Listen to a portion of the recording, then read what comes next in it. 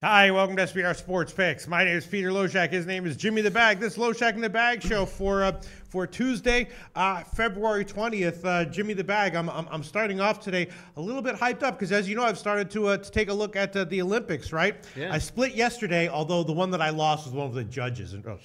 Well, you went against the Canadians. Yeah, but it's just like Olympics with judges. It's like it's like judges anywhere. You know what I mean? They're a little bit iffy, but. I started to look into Olympics hockey, and I know you're not going to believe me on this. Please, just trust me. I'm not lying. I'm not lying. I had Germany over Switzerland this morning. They were a pretty big underdog at plus 153, and I knew that was a good bet. And I'm also thinking that I might have a play on the USA. Olympics hockey game that goes tonight as well. It's going to be on the over. I already bet that one 4.5, about minus 123. I'm liking the over, and I'm already doing pretty well on in handicapping my Olympics, Jim. That's exciting. That's exciting. Yeah, definitely. Germany. It was pretty obvious because Switzerland, they had a huge win over Korea, who's awful, right? And their other games against top competition, Finland and Sweden and all that, were a little bit iffy. You know what I mean? And Germany was doing pretty well. You know what I'm saying? And they were an underdog, so I took them. And it started. A lot of these Olympic events start at like 2 a.m. So just like, what the hell are you gonna do there? But I swear on my life, I bet that one, and I wanted to give it. I was almost gonna tweet it out, but then I was like, that's pushing it a little bit. You know what I'm saying, Jim? No, I think. What's so funny? Sorry, the guys. What's so funny? The guys are so goddamn funny. They're making fun of me already after 2 minutes in the show on the Tuesday show here. No, that's great. That's exciting. I look for it. I haven't capped enough of the Olympic hockey card. I'd like to. But I capped the shit out of the NHL card. Very nice. Are you still going to be focusing on ice dancing as we move forward? I don't know. Well, tonight, let me see what's on the card for tonight. Yeah, there's alpine skiing with a massive favorite, Michaela Schifrin. So I don't know about that. Then there's a bunch of there's like curling. Now curling's going to be tough because I've never handicapped curling in my life, and there's certain factors that you look for in all situations in sports betting, but that's going to be tough. There is a figure skating event tonight with another big favorite. It's just the problem is and I've known this from the beginning in the Olympics, I really don't like to bet on events with judges. You know what I'm saying? Because you don't know what the hell's going on with them. Judges can be very bitchy. You know what I mean? They can be like, "Oh, she's just wonderful. We're going to give it to her. She deserves it." I like it when it's cut and dried. You know what I mean? When there's no ambiguity. You know what I'm saying, Jim? Yeah, I agree. We have to deal with the same thing in boxing. Yes, yes, yeah, of course. And how many times have people said that someone was stolen a fight? Although in boxing, you can bet on the totals and you can get a finish. You know what I'm saying? But with figure skating, it's all judging and only judging. You know what I'm saying, Jim? So it's like, yeah, in boxing you're taking a risk, but there's other outcomes. But this bullshit with like figure skating and stuff, that's a little bit, you know what I mean? So I don't know how much figure skating bets I'm going to be making, but definitely hockey. I'm going to be giving the over in the USA hockey game that goes tonight. And I swear on my entire fucking life, I swear on my kids and everything, that I had Germany as an underdog, and I bet them at plus 153 earlier today. Oh, no, we believe you. Canadians are terrible dancers until we get on the ice. Then you don't want to fuck with us, man. Very, very nice. Okay, so what else do we have here? I just want to quickly take a look at what happened yesterday to see if there's anything that we have to take note of. Well, of course, it's not even necessarily even worth noting because it happened so much, but you did get a cover in the Wisconsin game despite the fact that it was an OT cover. You know what I'm saying? It was very fortunate. Mm-hmm. It was very fortunate, but I still hit the under through overtime. That's right, and I wound up taking a Minnesota second half +5 on that one, and that was a tough loser, but it happens. It happens. We have college basketball going today. Let me just quickly scan over what happened. Oh yeah, and God, I keep getting too fucking cute. Maryland, of course, won easily over Northwestern. I had them only on the first half, and that one was a loser. Then I had them big on the second half, and they wound up cashing the game. And once again, the one pick that I really liked, that was a no-brainer play, which I should probably just stick to those every day, was IUPUI. They went outright as a big underdog. Many of the other commenters in the show liked that one as well, right, Jim? Yeah, well, those dogs in that conference were wonderful plays yesterday. Although I was going to double up on IUPUI. I wasn't just going to take them. I ended up, so then I would have lost the first half. Or would it have pushed? No, it pushed. It pushed. Would it yeah, pushed? pushed. Okay, because my Detroit first half pushed and covered the whole game. Yes. Went 2-0-1 on the first halves in that conference, and then had a nice second half. It was a nice day. But one play of the day made me much, much happier than any other play. What's that? That was the fucking Ducks. Oh, yeah. I had that one 3 ways. I had the under, the first period under, and Anaheim on the first period. You, of course, cashed on that one. So I nailed that one. But once again, I don't know if I got too cute. I mean, I like the unders in the Nashville-Ottawa game, and those totally lost.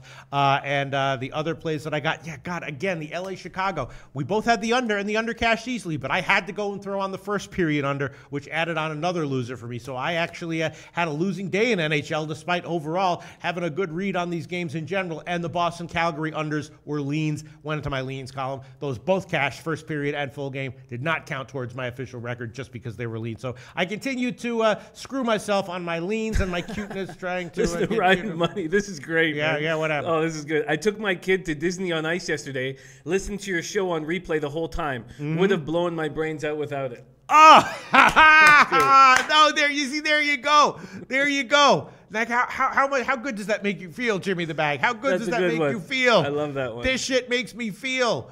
Ryan Money. Bill Butler says, what cologne does Pete use? Well, I rarely use cologne. Once in a while I do, and I only use cologne that people give me. You know what I'm saying? And I usually only give it to, it's so weird how women like that, but I guess they do. I was once told that like a guy in a suit, women react to a guy in a suit the way men react to a woman in lingerie. And ever since then I realized I was like how women think a little bit better. You know what I'm saying? Like they really freaking get turned. Like if you just like if you put on a suit, you're like I'm just an asshole who's like doing an obvious fake act here, but women love it. You know what I'm saying? It might be fake to you or see through to you, but women love that shit. And because some women love cologne, they just love it, Jim. Yeah, I don't know about that. I don't know. Yeah, all right, okay. So let's move on. And Vegas got a loss finally. Chris Kelly says, what was the read on why the Ducks were going to win? Now, there was a couple things. First off, they were going to slow it down. That's one thing. But I thought that Getzlaf was going to look everybody in the eyes and say, this team can't sweep us in the season series. Getzlaf's one of those guys like Taves, although it hasn't worked for Chicago, who calls the players out in the dressing room, makes eye contact with everybody, but doesn't call them out in a negative way. You know, he's not like Tortorella. He just says positive shit. And he makes eye contact with everybody before they step on the ice. And it was time to stop this Vegas train. They'd beaten them all 3 times so far this year. James Neal was out of the lineup. Getzlaf is by far the biggest, toughest player on the ice. He's got to of the forwards because Vegas has some tough defensemen. But I just thought it was a perfect time to fade them. And I waited because I thought I was going to get a better line. So I waited all day to make the move. I only got plus 140, but goddamn. Yeah, felt good. Yeah, very interesting stuff here. And what else was interesting yesterday? And of course, the final note is that we did do some blind tailing on plays that we didn't necessarily handicap, Jim. We got a little bit burned on that, didn't we? But as is always the case, if you tail someone and you win, that's your pick. If you tail someone and you lose, that's your pick. You know what I'm saying? And you know what? Those guys, if Max and Nostra told me to jump off of that bridge, I would just run and jump off of it. Well, if they told me to jump off it because it was positive EV, I would do it. If they were just saying they would never do it. They would never do it if it was a negative EV. Right. Something good was going to happen. Yeah, absolutely. All right, Jimmy the Bag. So we will start. Everyone knows what my and I am going to get to. I'm going to try to get to as much of the Olympic stuff today as I possibly can. I'm definitely going to be giving the USA hockey over 4.5 as an official pick. But let's start with college basketball because there's definitely some interesting stuff going on. I guess we should throw up the record to all the haters who will say that. I'm not afraid. I'm not afraid of this. Yeah. This is really happening. Yeah. I'm not afraid. I'm not afraid, and I'm going to build back up, man. Well, you are clawing back a little bit. You had a winning day in college basketball yesterday. And me, once again, man, I was just like, IUPUI, that's my top play of the day. And that one cashed easily. And then I started to get cute and throw all this other crap on there. Today's card is weird. I have not looked at any of the totals, and I'm hoping to have a bunch of totals plays that I'm liking, on today's card. But a bunch of the plays that I was thinking about, Jim, in fact, almost all of them, have moved in the opposite direction. St. Louis has been a covering machine, playing very well, playing teams tight. They were 5 on the overnight line. I thought they might be a good bet. They're now up to 5 or 5.5, so money coming in on Dayton. Not totally understanding that one. Arkansas is one bet that I did make that has moved in my favor. I took it at -4, and now it's all the way up to 5.5 or 6. And we know that Kentucky, of course, overvalued, underachieving, all about, freshmen in the lineup at Arkansas. The opposite, a team with a lot of seniors turned a corner recently. I'm not sure if I'd want them at 5.5 or 6. I'm not even sure if my bet at 4.5 was good, or 4 was good, but I did make that one as a bet just because it was a no-brainer. It still feels a little bit nervous to bet against Kentucky with those freshmen gaining experience towards the end of the year as an underdog, but that is one thing I did. Another bet that I made was LSU at home against Vanderbilt, laying a few too many points, but I mean, it's a lot of points to be laying for a team like LSU, but Vanderbilt clearly a worse team on the road. So I took LSU at -4.5. I also took Ole Miss at +9, and that has gone down to 7.5 or 8. As you may know, Jim, Ole Miss's coach resigned. Now, it's one thing when a coach gets fired or it's a little bit different when he resigns. You know what I mean? I'm not totally convinced that this is going to be a spot where Ole Miss is going to rally, but they might. They're getting a bunch of points, and I did bet that one at 9, and that's now up to 7.5 or 8.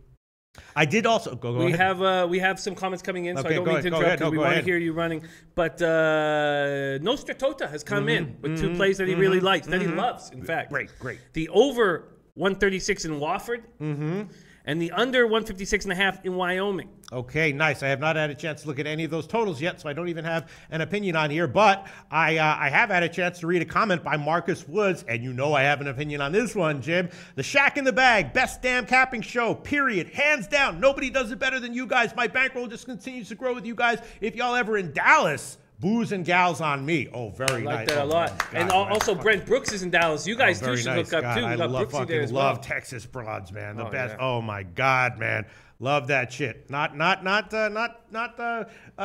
anorexia going on in well, there is some, but a lot of full-figured cowgirls in Texas, and I love that shit. Love that shit. All right, so let's see, what else do we have? DJ Big Boss says college basketball is changing. Trends coming into March. Study carefully. Yes, teams do turn corners for the better or the worse at the end of February, and we definitely try to be on top of those. A lot of teams that were young to start the season, like Kentucky, sometimes turn a corner at the end as they gain more experience.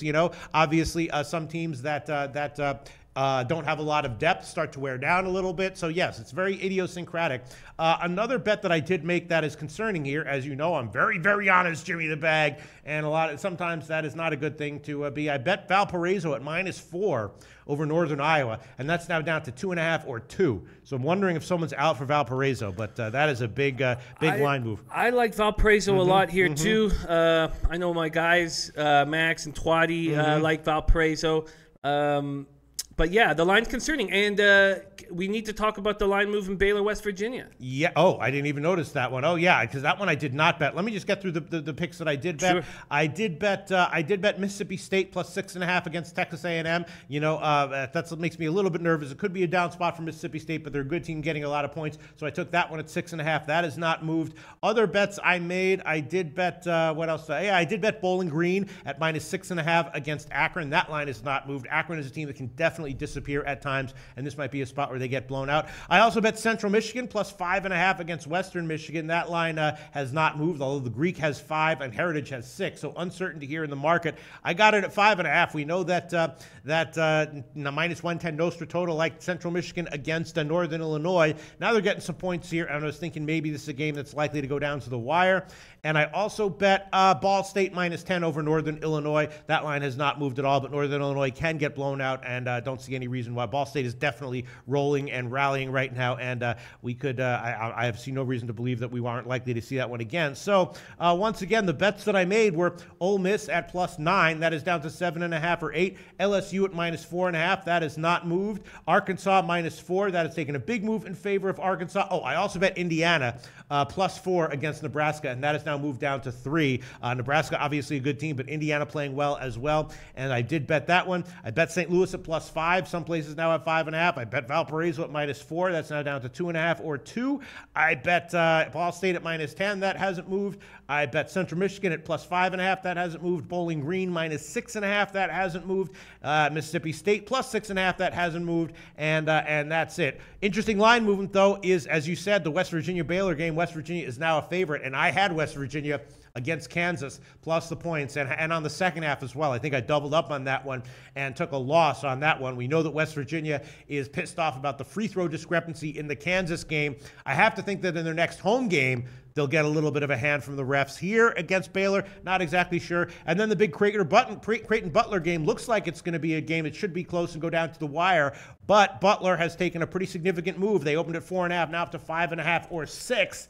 So a market move favoring Butler, which is kind of interesting. I would be leaning Creighton here, but going to wait and watch and think about that one a little bit more. And those are my opinions as of right now on college basketball. I don't know which ones I want to give officially, but Jimmy the Bag, let's get some comments. Did you look at this card at all? What are you thinking about this card, Jim? I did. There's lots of very interesting things. We also have Alex B. Smith joining us right now on the chat, which is great. One of the ice guys, which the more ice guys we can get helping us out with the card, the better.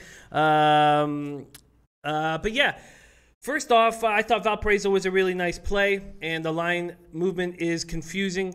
So I am going to take some time here before I make a move there. But I was planning on making a move. West Virginia at Baylor. I want to take Baylor, but again, this line move is confusing. Baylor coming off an extremely impressive 59-57 home win over Texas Tech on Saturday night. Baylor's won 5 straight. 2 of those victories coming against top 10 opponents. 13-3 at home this season. West Virginia coming off that 8-point loss that you spoke of. When the Jayhawks went on a 19-6 run over the last 4 minutes. 35 free throws to 2 free throws. Mountaineers have now lost 2 of 3 and 5 of 8. They're just 4 and 4 on the road. I can't understand this line movement. But you were initially on West Virginia as well? No, I was on West Virginia against Kansas, and I took some big losses on this one. This Baylor game, I'm totally off of. I mean, I can see why. I mean, it's a little bit psychologically, you don't exactly know what you're going to get from West Virginia here. From the refs, you don't know exactly because the refs are aware of what happened with West Virginia. Baylor's a decent team. This game, it has second half written all over it for me. I might take a shot with the total. I have not looked at the total yet, but as far as the side's concerned, it's a complete pass for me. Well, King Rail says Baylor due for a loss. My man, our man King Rail, our man seriously saying leaning West Virginia Baylor under. The total is a little high. These teams met in the 57-54 West Virginia win at home on January 9th. It was a defensive battle where Baylor held West Virginia to just 31.1% from the field, but they committed 21 turnovers. Baylor won the rebound battle by 8. I thought that Achul, because he's got this big height advantage, would be able to start, dominate at times, but he didn't. Kanati went for 8 points, 12 boards, 7 blocks, compared to Achul's 11 points, 10 rebounds, 5 blocks. Both teams are very strong defensively. The Mountaineers' offense has stepped up considerably since the beginning of the year. It's an interesting play. There's some interesting numbers spots. We're still talking the Baylor game, right? We are, yeah. Here we go. Jimmy the Bag, you ready? Commenter named Jack Me Off. Jack Me Off, right? Sure. Here's the comment. Love to hear the talk about Baylor. I'm a student there, and campus is pumped over this game. Expect huge home crowd. And you remember yesterday we had sharp as hell college basketball handicappers loving Alabama A&M. We had a student from Alabama A&M saying don't do it. Yeah. And I'm telling you, as much as I respect these -110 Nostra Tota and all these awesome college basketball handicappers, as far as I'm concerned, opinions from current students at these schools trumps even their opinions. That is the most. I've said it many times. That is the most valuable handicapping information that you can possibly get. I agree. Well, I don't know if I take it above them, but I think it's extremely important. I hear you. So there you go. Jack Me Off. Jack Me Off says, love to hear talk about Baylor. I'm a student there, and campus is pumped over this game. Expect huge home crowd. Now, he stopped short of saying that they're going to win, but he's saying they're pumped and expect a huge home crowd. He did. But there's some interesting totals here that I wanted just to maybe just briefly talk about because I haven't fully capped the game. Here we got in the Citadel game. East Tennessee State opened as a 20-point favorite. Yes. Now down to about 18.5 or 19 depending. The total is at 163.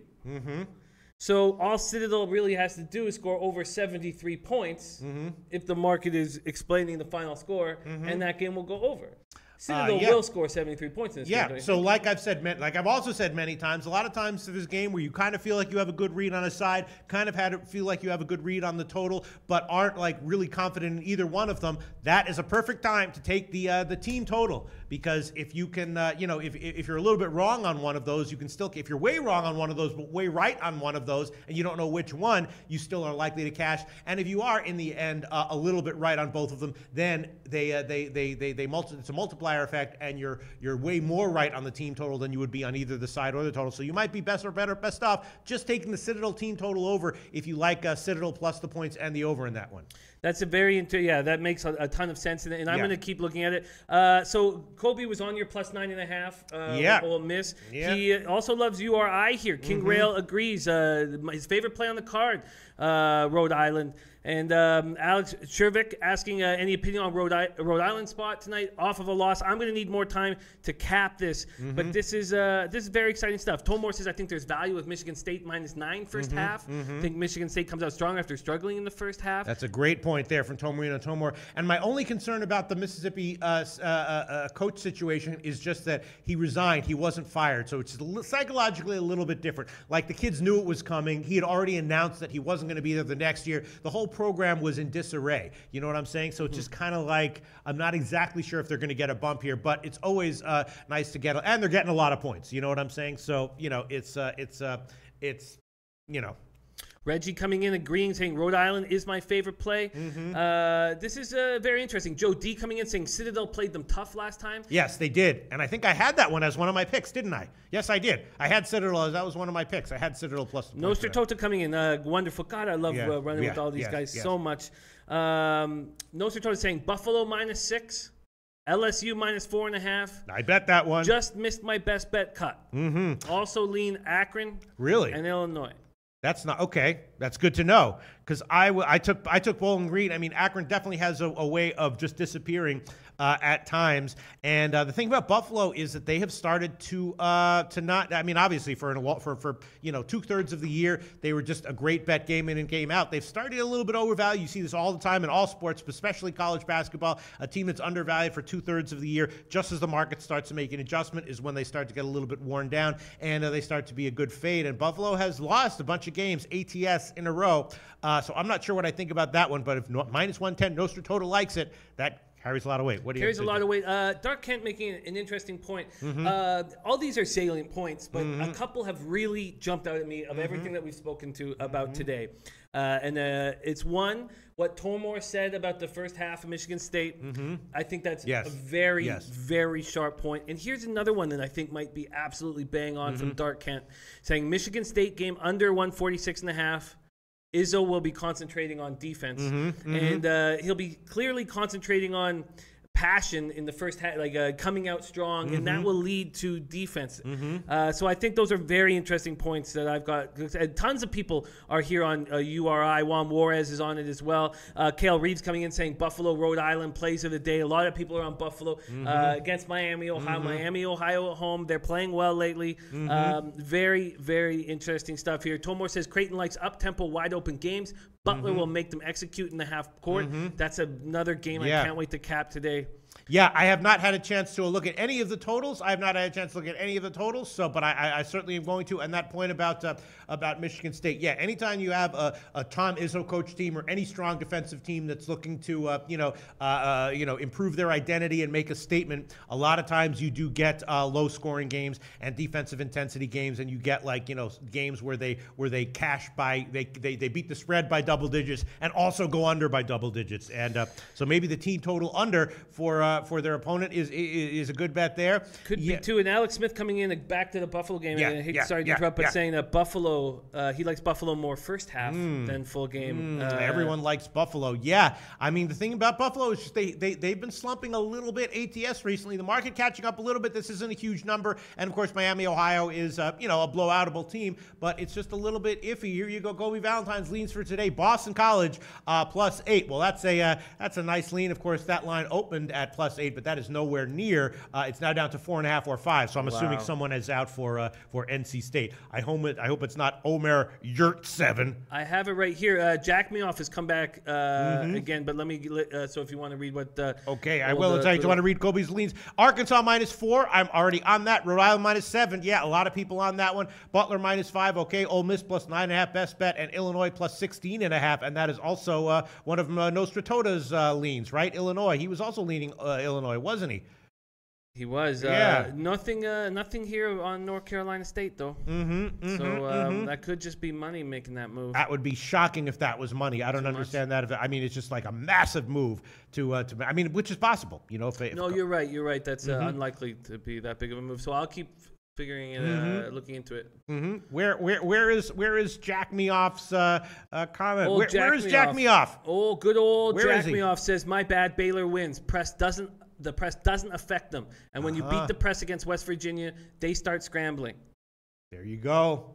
And he says, Achua, and helping my pronunciation, thanks, good old Jack Me Off, says Owens Konate. And that certainly wasn't the case, I'd have to say, in that first game. Konate had more boards and more blocks than him. So I don't know. Achua doesn't have size. He's got height, but he doesn't have weight. And if you wouldn't mind, would you let us know how you would like us to pronounce your name? Because I'm just reading it as Jack Me Off. Is that what you got there, or is there a different pronunciation, Mr. Mahoff? A different Eastern European pronunciation that I'm not aware of? Because to me, it's Jack Me Off. All right. Noster Tota comes in and says, if Illinois hits the 3 well tonight, 16 will be covered easily. Oh man. All right. So Baylor wins. The press doesn't affect them. Yeah, and my question is just, we don't know exactly how because normally, the refs are looking to fix the game for the home team, but because they know what happened with West Virginia last game, maybe that might not happen. And we don't know what their mental state is going to be in psychologically, because I feel like West Virginia feels like they were robbed in that game, which they might have been. And who knows what their mental state's going to be coming in here. You know what I mean? It's a little bit of could be a little bit of a down spot for them psychologically, which is why I'm staying off it. But Jack Me Off feels pretty confident that Baylor wins.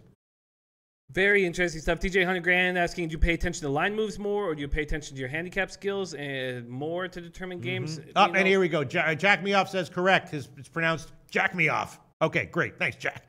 All right, let's see. Wait, what was the question? 100 grand just talking about whether what is paramount, your own capping or your own breakdown of the matchups or the line movements. Yes, the answer is when you see a big line move, what you have to ask yourself is there some information that I'm not aware of, right? Now, normally when I see something like that, first thing I'm thinking is someone's out. So you quickly look for that. If no one's out, then you're thinking, well, maybe someone's out secretly and no one exactly knows what's, it's not widely available information.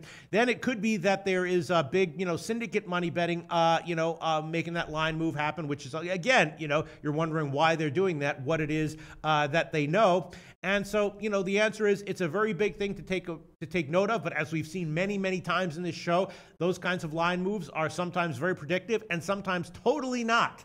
You know what I mean? We have seen big line moves that have just been wrong, and I have most of the time stuck to my guns when it's moved against me. And more often than not, I've been on the right side, although sometimes definitely gotten burned, Absolutely, absolutely. Often defined as dope. Says, honestly, just started watching y'all recently, but I followed some of your bets last night and cashed. Thank you, guys. Very nice. Get that cash. I'm excited. I'm really excited about this hockey card today. It's nice to have Alex Smith in the talk. We already have great hockey campers that we have on the chat. Having Alex Smith here, too, is great, so I'm pretty pumped about that. Twatty, though, back to college. Twatty says, completely dumbfounded by Baylor versus West Virginia. Twat man, join the club. I'm not necessarily dumbfounded. I'm just like, I know that we don't quite know what we're going to get.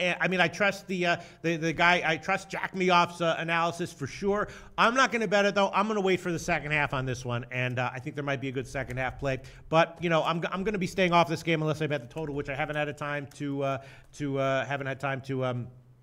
take a look at yet. All right. So anything else that we want to get to before we move on to NHL, Jim? Not really. Looking at down everything. I just initially liked Nebraska at home, but hearing you on Indiana, hearing a couple people on Indiana is uncomforting.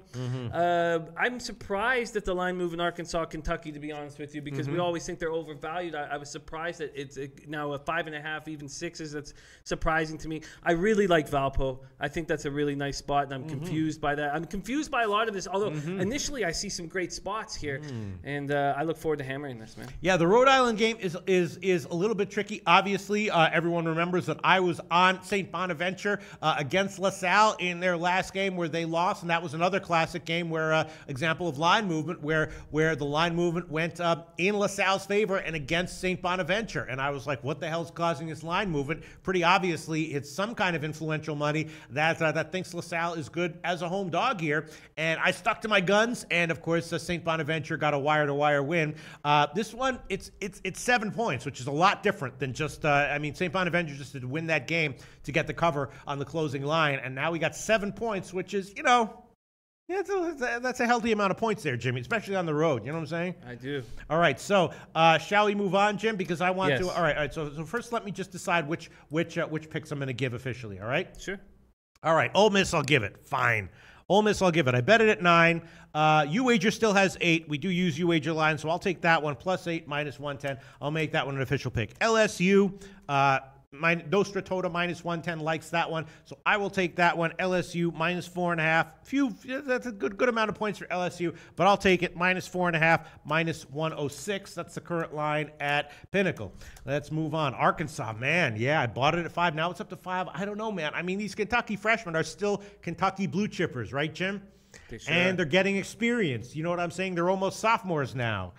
I don't know. I bet Arkansas at 4, but I'm gonna hold off for now. It makes me nervous. Indiana, I did take it at 4. It was borderline for me there, but I decided to take it. Now it's down to 3. Maybe I'll wait. I'll wait on that one. St. Louis, I liked it at 5. I don't know exactly why it's gone up, but I will. I'm a believer in St. Louis right now. They might take a loss here. I'm sure someone's going to say they're going to get blown out. Maybe I'll pull that by the 6.5 show, but for now, I will take that one. +5.5, -110. That's a market line there, St. Louis. Valparaiso, I don't know, man. I'll take them. It's now down to 2.5 or 2. The Greek has -2. So here we go. Classic example of seeing a big market line move against me. And I'm going to stick to my guns here, Jim. Respect it, man. I respect it. Valparaiso -2, -110. That's the current line at the Greek. Everyone else has 2.5. All right, moving on. Let me just see. Yeah, Ball State.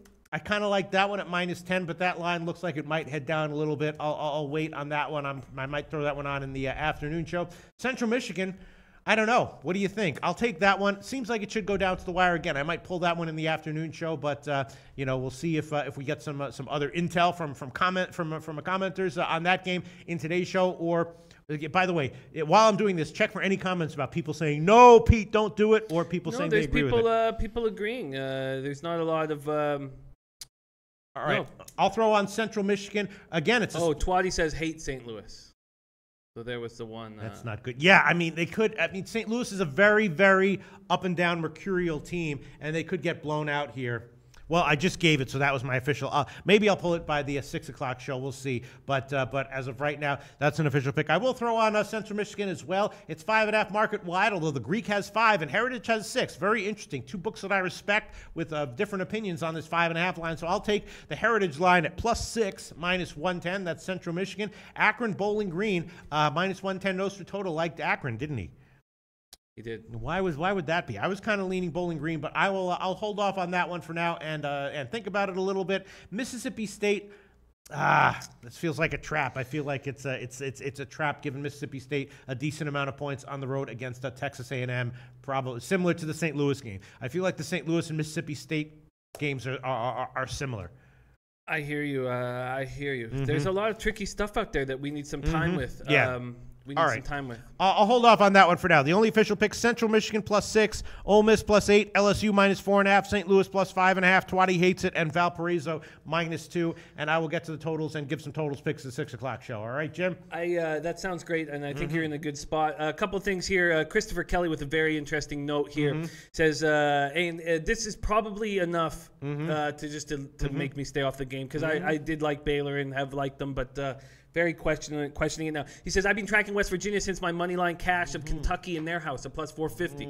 West Virginia is up and down, but after balling with Kansas, they will show up in this spot.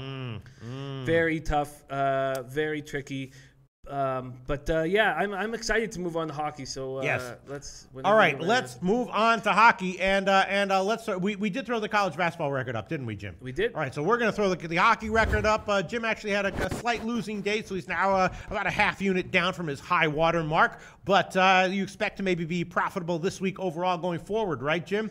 I do, and it's very exciting because we have Alex Smith from the Ice Guys. We also have McInnes has joined us, Andrew McInnes. And right now, if you look at the SBR contest here, I was top 5 last month. I'm in 5th place out of 68, but in first place is Andrew McInnes, who's joining us right now. Very, very. How many people are in this contest? 8? 69. Oh, nice. Very, very nice. Very nice. It seems like you always disrespect when I mention this contest. No. Steve. I'm just making. I'm mostly going for the joke there, for a low hanging joke. You know, it's kind of when people because say not a lot of the SBR handicappers have the balls to even join these contests. Yes, that's right. And the SBR contests are fun as hell. Even if you don't win, and of course, if you win the prize money, you get them. I don't know what the prize pools are for the NHL contest, but obviously the football contests have big prize pools and they're fun as hell. And the NHL and MLB contests are always fun as hell. Fun as hell. Very easy to play and a great way to track how good you really are. You know what I'm saying?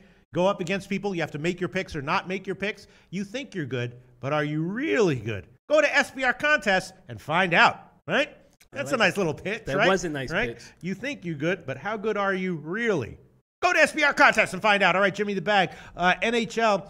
I didn't have a chance to look at the games that didn't have overnight lines, but the games that did have overnight lines, I was thinking there were a few kind of obvious plays with kind of obvious value. Let's see if you agree. I guess let's start with the Montreal-Philly game. Is Montreal just an auto fade here? I was thinking Philly and the over are kind of no-brainer-ish plays. What do you think?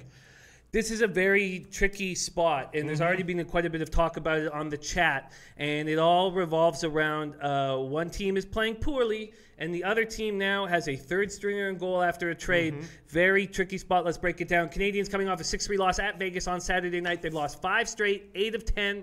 They've been outscored 21-10 over their 5-game losing streak. Habs just received the news that Shea Weber won't be coming back this season. What a horrible trade they made, Weber for Subban. What a mistake. Habs are trying to salvage the final game of a 4-game road trip. They're 8-19-1 on the road. 9-18-1 on the road. 2-7-1 over their last 10. Flyers are coming off a 7-4 win at the Rangers on Sunday. Their offense looks very good. They're now 6-0-2 in their last 8 games. They've lost Newvirth to a long-term injury. They lost Brian Elliott to core muscle surgery. Now Alex Lyon came in and got the win for the Flyers in New York. But this team just traded 3rd and 4th conditional draft picks to the Red Wings for Mrazek. Makes sense. Lions 0-2 in his only starts. 4.24 goals against average. .844 save percentage.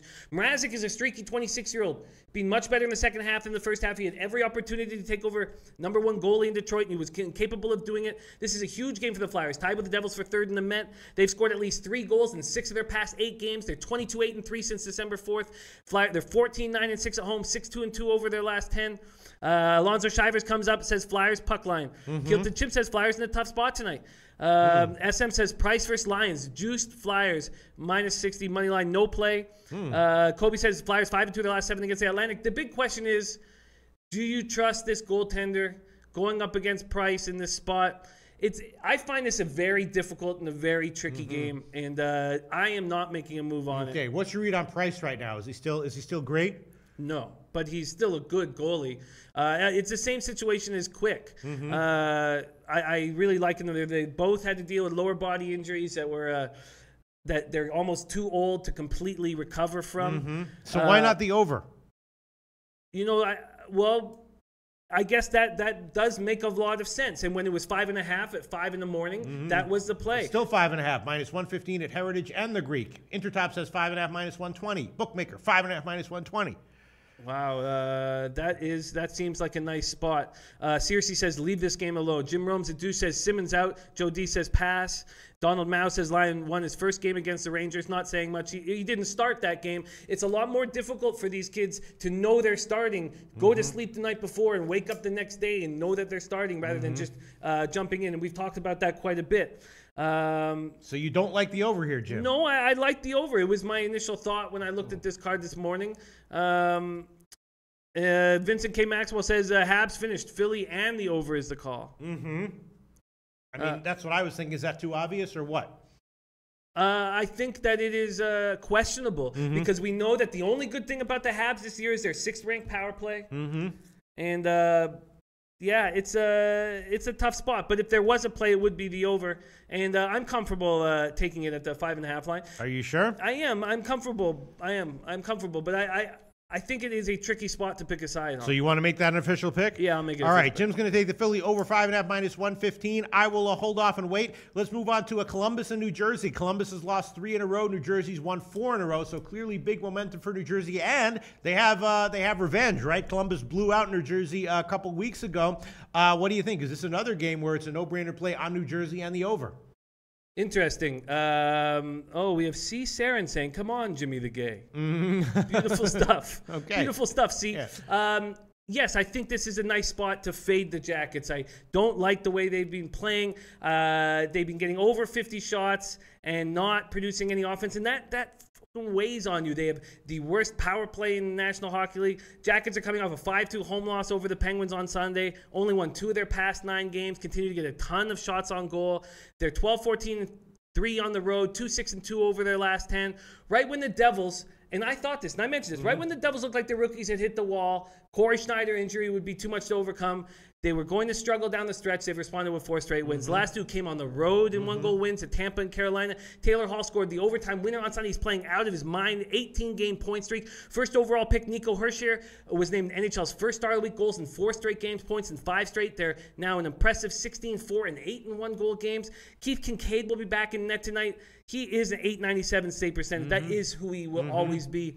But yeah, I like the Devils here, and I am making them a puck line play. Here, what about this? G-Money NHL Top Shelf thinks that that Foligno being out is actually a good thing for Columbus. G-Money NHL Top Shelf says Columbus loses on ice leader Foligno and come together to play by committee for him. They have tuned towards out and get it done for their captain. Columbus money line in caps.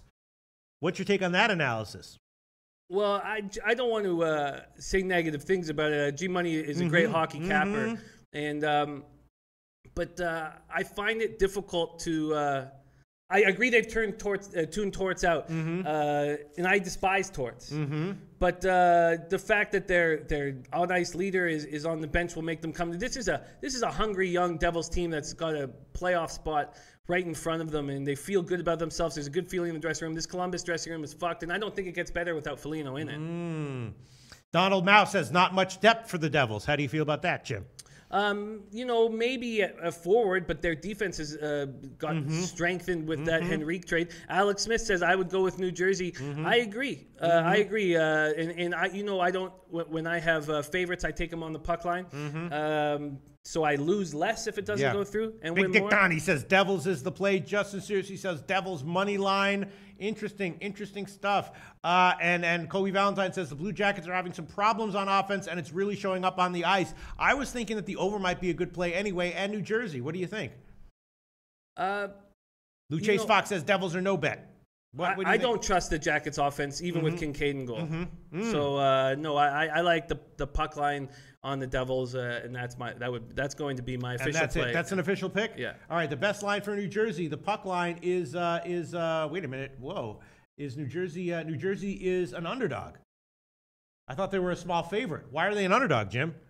I did too. New Jersey has. Oh yeah. New Jersey has flipped to an underdog, which means you'll have to take an alternative puck line if you want New Jersey. Wow. Why is Columbus suddenly before we started this show, maybe even before we started the segment, New Jersey was a small favorite, like minus 110, and now they're a dog. What's up with that, Jim? I'm going to go see if I can get some last-second information. All right, and I'm going to go here and search Pinnacle for the alternative puck line while you kind of look to see why money was coming in on Columbus. That's an interesting, unexpected line move, right, Jim? Yeah, that is an interesting, unexpected line move. That is an interesting and unexpected line move. And if I'm going to get a plus line on the money line, I don't see a reason to take them on the puck line. The puck line would be only plus 265. Yeah, I don't. If I'm going to get plus on the, I'm just going to take them on the money line now. You still want them though? Oh yeah. All right, so let's go. New Jersey best money line we can give you right now would be plus 104 at BetOnline, sportsbetting.ag. 5 dimes says 105. We don't use 5 dimes. Devils money line plus 104 at BetOnline. So you like that one, Jim, huh? I do. And what about the over? You don't like the over? I just don't trust this Columbus offense. Really? They're taking 50 shots a game. They're the worst power play in the league. You want a team that's taking a bunch of shots, but that weighs on you after 3 or 4 games. They were the first team in the last 50 years to have over 50 shots in 3 straight games. They weren't winning these games and they weren't scoring goals. That weighs on you. All right, let's move on. I still haven't made any NHL plays. I'm a little bit gun shy. I don't want to go negative. Let's see. Florida, Toronto. Obviously, Toronto is pretty much rolling. Florida's off a big loss, but they had won 7 of 8 before that. Should Toronto be this big of a favorite here, although they're clearly rolling and winning game in and game out, and also both teams are trending over recently? Roberto Luongo or Bob Lucifer will make a second start since being out for 11 weeks. He's a streaky goalie. I was surprised that he looked okay. They've said they're going to go with him moving forward. I need to see him play well consistently and get hot for me to trust the Panthers against the Leafs, who are playing better and better and better. Mitch Marner has 9 points in his last 5 games. They've won 10 of 12. This is a great start of a 3-game homestand, 8-2 over their last 10. Coming off that 3-2 win Sunday at Detroit, Austin Matthews won it with his 27th goal, and he hasn't been scoring as much. He only has a goal in his last 5. I like this spot a lot for the Leafs. I would say that G-Money NHL Top Stuff says Luongo has owned the Leafs in his career. We'll take a shot on Florida money line. I get it, but this is a different Toronto team, and this is a much older goalie coming off an injury. Al Mack, who works there, says Leafs. Where he'll be at that game tonight, working at the ACC, says Leafs are 21-11-2 when they are outshot. Florida's 3rd in the league in averaging shots per game, average shots per game of 34.5. So expect them to outshoot them. That's an interesting stat. I'm on Leafs puck line. Really? I like it okay, the line has gotten bet down a little bit, but maybe that's good for you, Jim. Let's see. The best puck line for Toronto would be plus 186 right now at Pinnacle. Jim's going to take a Toronto puck line plus 186. So you like that one, huh? I do. Yeah, and you're not concerned that Toronto was winning game in and game out before their last game? Concerned? Yeah. The Toronto? Yeah. I'm sorry, Florida. Florida's offense is a good team. I don't trust Bob Lou right here. Yeah, he looked okay. I mean, I believe he had to face 36 or some odd shots. I don't... Bob Lou is a streaky goaltender, and you're going to tell me that he's going to be hot after being out for over 2 months? No way. With a groin injury? No way. I don't buy it for a second. All right, here's a bet that I did make. Tell me what you think about this one. Colorado, Vancouver. Colorado, they've had some wins recently, also some big margin losses, and Vancouver, of course, pounded Boston last game. I'm sure that was at least a little bit fluky, but still a nice result. I was thinking that as a low line, taking Vancouver here. Well, this is the situation that we've been so successful at all year long. So successful at all year long. Oh, here Alex Smith coming in on a spot says Panthers can't make the playoffs even if they heat up because Metro is too tight. This is a bigger game for Florida. He's on them. Alex Smith is on the Panthers at plus 160. And, you never want to go against cappers like Alex Smith, but I really like Toronto in this spot. In the Canucks Avalanche, this is a thing that we've been succeeding with all year long. When a team has lost 2 of their best defensemen, we fade them, and we've been so successful at it. Avs are coming off a 4-2 loss to Edmonton, saw the return of Nathan McKinnon, the loss of Eric Johnson and Anton Lindholm to injuries. Eric Johnson's 5th in the NHL in ice time. He's out indefinitely with an upper body injury. This is a huge loss. Mark Barbero already been out since January 23rd. Add Lindholm to that. That's 3 of their top 7 defensemen. Colorado went 4-4 without McKinnon. It might be a legitimate thing, arguable, a legitimate thing to say that Eric Johnson might be a bigger loss than McKinnon, even though I think McKinnon could be the MVP of the season. Eric Johnson's just a huge part of their defense. Canucks are coming off that 6-1 home win over the Bruins. Boston outshot the Canucks 45-23. But Anders Nilsson was excellent. It's unclear if he will be in net tonight.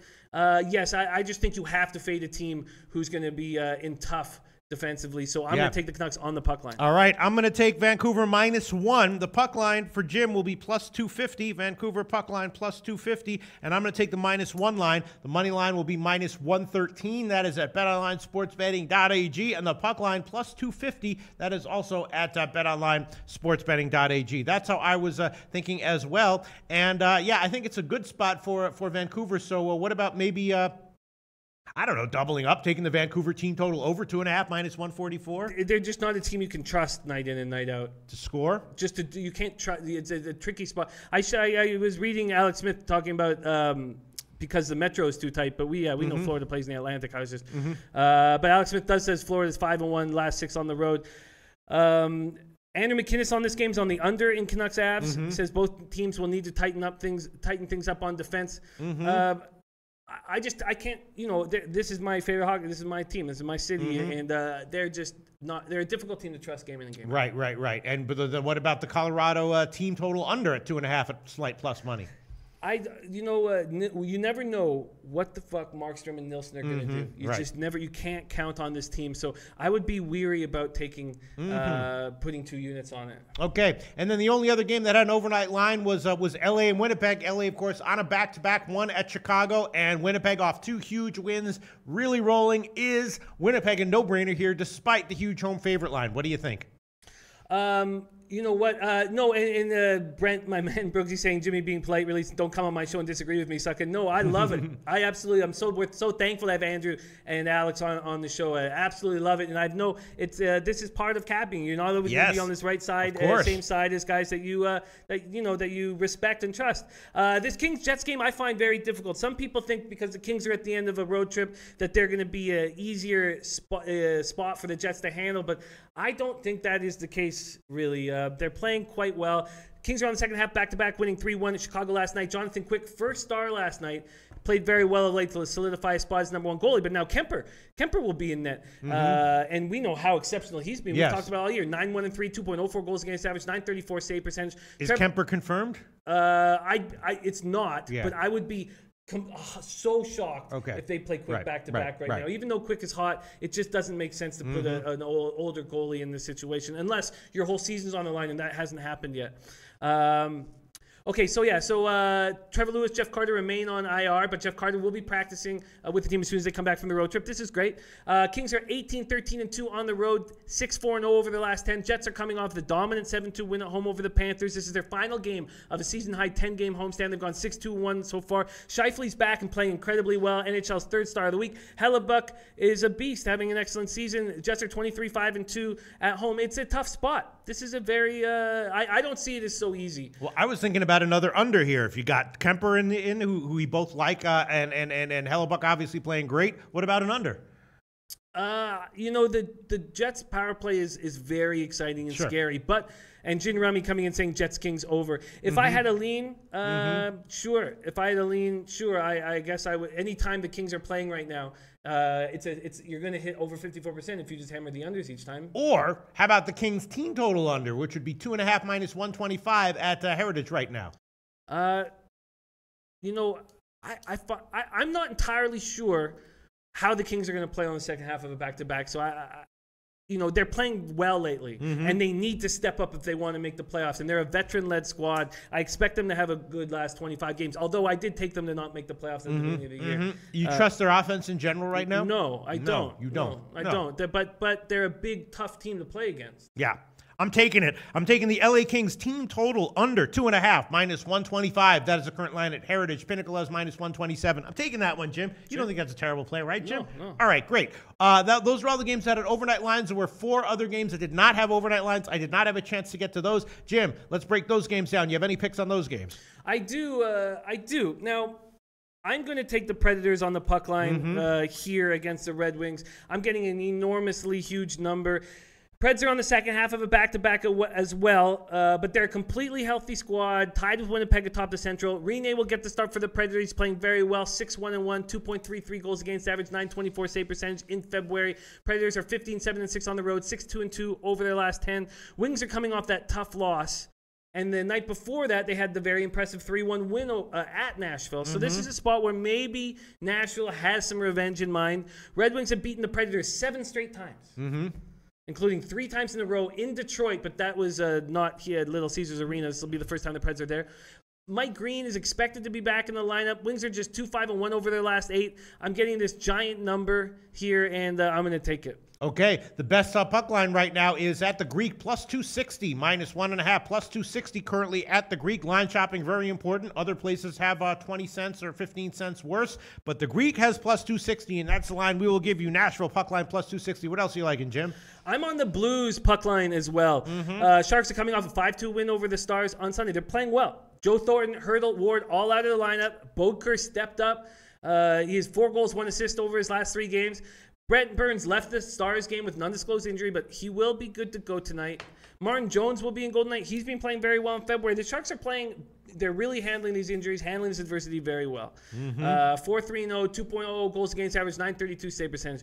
Sharks are 15-10-5 on the road, 6-3-1 over their last 10. Blues are coming off a 2-1 loss at Dallas on Friday. That was a long time ago. They are fresh squad. They've lost 3 straight. They've scored just 5 times over that span. Their power plays dropped all the way to 28th in the league. They're now 20th in the league in offense, scoring just 2.8 goals per game. Schwartz has not ignited Tarasenko and Shen like we expected. Carter Hutton is expected to get the start tonight. He's not looked. He's come back to earth. 2-1-1 in February, 2.38 goals against average, .913 save percentage. I see this as a spot where the Blues are going to bounce back after a tough week. They've had some practices. They're a healthy squad. I really believe in the Blues here. All right, the best puck line. Once again, we are line shopping here. Let's see, bookmaker plus 190. No. Sports betting no. Bet 365 plus 195. Plus 195. Line shopping, paramount importance in sports betting. No matter who you are, no matter what your bet size is, no matter what your betting goals are. St. Louis puck line plus 195. What else do you like here, Jim? Plus 195. Sorry, I'm getting a little out of my peripheral vision. I see the hilariousness of Twatty. Really? Yes. More hilarious shit here? Yeah. Well, okay. Says I sleep in a puck-shaped bed and I have a Canucks nightlight. Okay. Sorry. Okay. Okay, so I've got the Devils. I got that. So I guess that is let's talk about this Bruins game first, because those are all the official plays that I'm making at this point. Now, of course, I like the Bruins and want to make them a puck line spot, but I find this a very tricky spot. Second half of a back-to-back. They've been in Western Canada for a little while. They defeated the Flames 2-1 in overtime. That was a tight checking affair. They won it on Marchand's breakaway goal, who has been excellent this year, 55 points in 44 games. What a stud. Bruins are just 1 point behind the Lightning now for first place in the East, 2 games in hand. Since November 16th, the Bruins are 36-4. They've yet to lose consecutive games in regulation. Khudobin will be in between the pipes tonight. Won both his starts this month. .923 save percentage on the campaign. Bruins are 17-6-4 on the road. The Oilers are coming off a 4-2 home win over the Avalanche on Sunday to stop a 6-game losing streak. McDavid recorded his second hat trick of the month. He's on fire, 11 goals in his last 9 games. Edmonton has the worst special teams in the league. Their coaches should be fired. Their general manager should be fired. They're 30th in power play, 31st on the penalty kill. They're just 4 for 45 on the power play at home. Man, Cam Talbot's been lackluster all year. But I would love to take the Bruins here, and I may. But I'm going to need more time because this is a tough spot at the end of a Canadian swing. And what is the line right now on the? Is it on Bruins Edmonton? Bruins Edmonton on the Bruins Edmonton on the money line would be for Boston minus 120 to minus 130. Yeah, I think there's value here, but I think this is perfectly set up for the Oilers. And yes, the Bruins are a much better hockey team, but this is perfectly set up for them. Christopher Kelly saying maybe a spot for Oilers money line.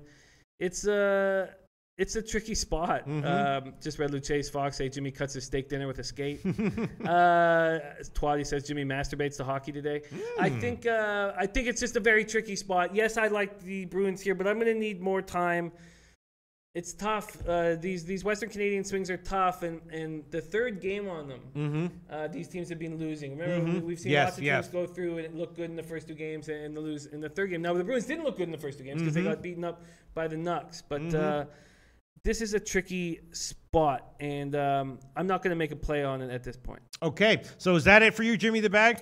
Those are the official plays, but we haven't. There's the Lightning Capitals game we haven't spoken about, which is a really exciting spot. Yeah, I mean we're kind of pushing it here, Jim. We're kind of pushing the time here. Sure. Do you want to quickly talk about the Olympics? Okay, yeah, sure. No worries.